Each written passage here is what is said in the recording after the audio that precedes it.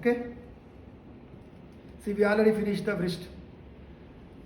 Name of the bones. Mainly we are having two things: distal radius and carpal bones. It carries one mark. We are having radius. See, remember everyone, ulna is not a part of wrist joint. We are having radiocarpal joint, but there is no ulnocarpal. See here, radius articulates with carpal bones, but there is a ulnocarpal space.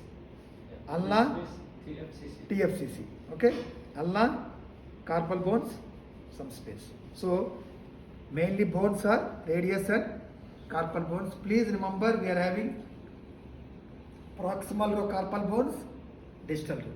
Proximal row, as I told you previously, we are having scaphoid, lunate, triquetrum, pisiform. S, L, T, P.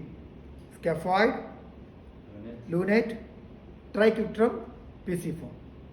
Okay. Distal, trapezium, trapezoid, capitate, hamate.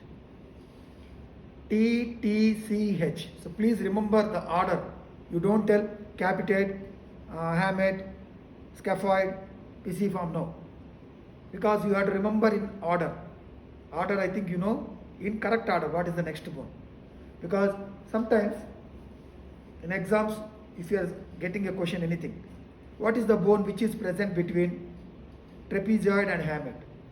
Capitate. So always remember the order. Proximal row, scaphoid, lunate, triquetrum, pisiform. Distal row, trapezium, trapezoid, capitate, hamate. Clear? Total we are having 8 carpal bones and radius. These are the bones in the wrist complex. Joints. Main we are having 2 joints. Radiocarpal joint means articulation between your radius and carpal bones.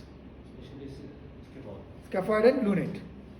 Especially scaphoid and lunate articulates with your radius, radiocarpal joint, and midcarpal joint. What is midcarpal? Between the proximal and distal. Can you tell me in radiocarpal which bones are convex, which bones are concave? Concave is radius, convex. Concave is radius and convex is scaphoid and lunate. Clear? We are having 2 joints. Radiocarpal joint. Joint between your radius and carpal bones. Midcarpal. Mid means between. Between the proximal row and distal row. This is the midcarpal joint. Now, radiocarpal, midcarpal, degrees of freedom. Shaba, please remember, wrist we will call as a double joint system. Double joint. Double means what? 2. Means, see for example, now I am doing flexion at radiocarpal. Whether the midcarpal is moving or not, it is also moved. That's why if radiocarpal moves into flexion, midcarpal will also go to flexion. If radiocarpal goes into extension, it will also go into extension. Means together. It is together. That's why we will call it a double joint system. Okay. Now degrees of freedom radiocarpal. Flexion, extension. What is this one? Another deviation. Radial deviation. See, if the wrist is moving towards ulnar bone, ulnar deviation. If the wrist is moving towards radius, radial deviation. Now, we'll see osteokinematics. Flexion, extension. During flexion, please remember, lunate on radius. Lunate on radius. How the lunate shape? Convex. Radius shape? Concave. So, roll and slide, opposite side. Okay?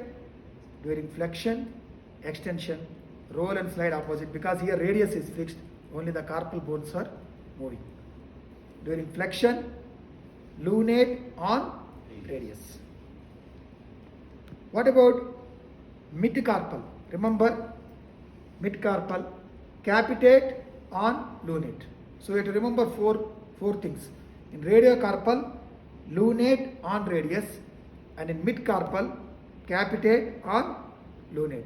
Here also, roll and slide, opposite side. Please, Mid-carpal. Which ones is concave and convex? that's why, see, capitate is convex. Lunate is concave. So here capitate moves, lunate is fixed. Convex and concave, opposite side. Remember to, Opposite side. yeah, remember to, in the mid-carpal you have to remember capitate important. Capitate and lunate. In radiocarpal you have to remember lunate and radius. That's it. Okay?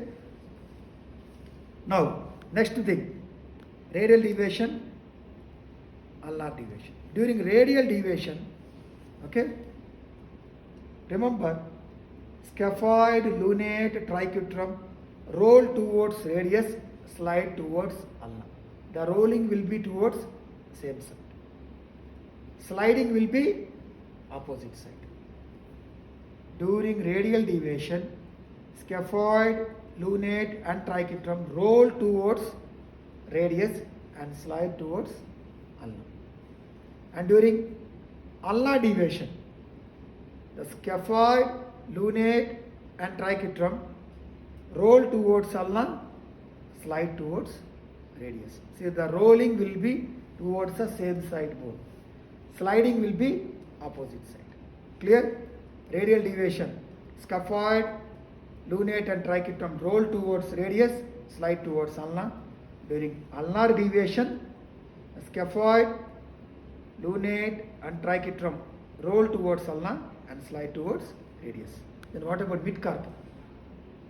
What I told you, mid-carpal, which bone? You have to remember capitate. Remember, capitate is the largest carpal bone.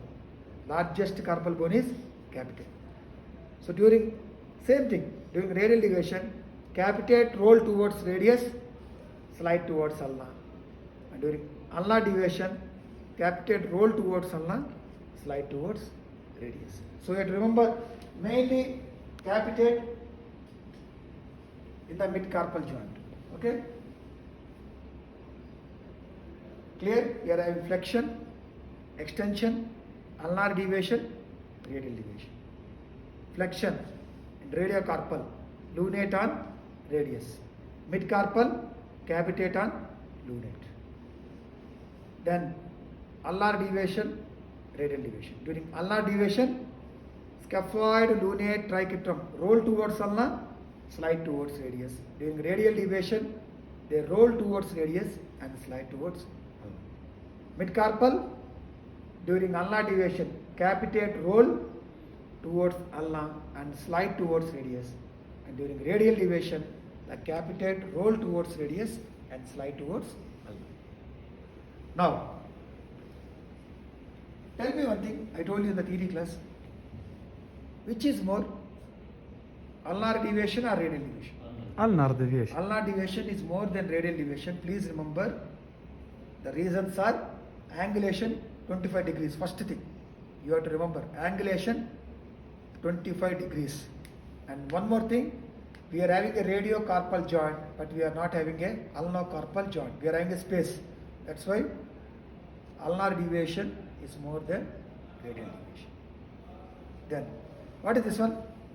Flexion, extension. Which is more? Flexion. Flexion is more than extension. Angulation 10 degrees. Please remember these two things. 10 degrees. Ulnar deviation more than radial deviation.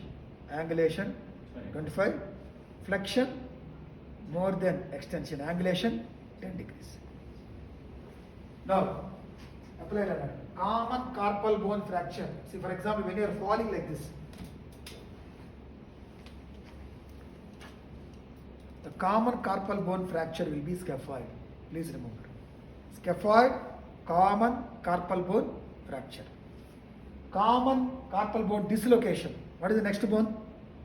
After scaphoid? Lunate. Lunate. Lunate is the common carpal bone dislocation. Scaphoid is the common carpal bone fracture. Then, distal radius fracture. See, this is distal radius. Why this distal radius? See, whenever you are going to Asir Hospital or when you are working after finishing, most of the fractures, especially football players or people who are playing or people, old people. Usually, for example, if someone pushes, how I will fall? Will I fall like this or I will fall like this? Like this. I will fall like this.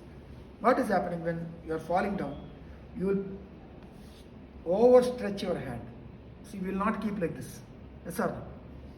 We will overstretch the hand and will fall down. When we are overstretching the hand, these distal radius fractures are very, very common.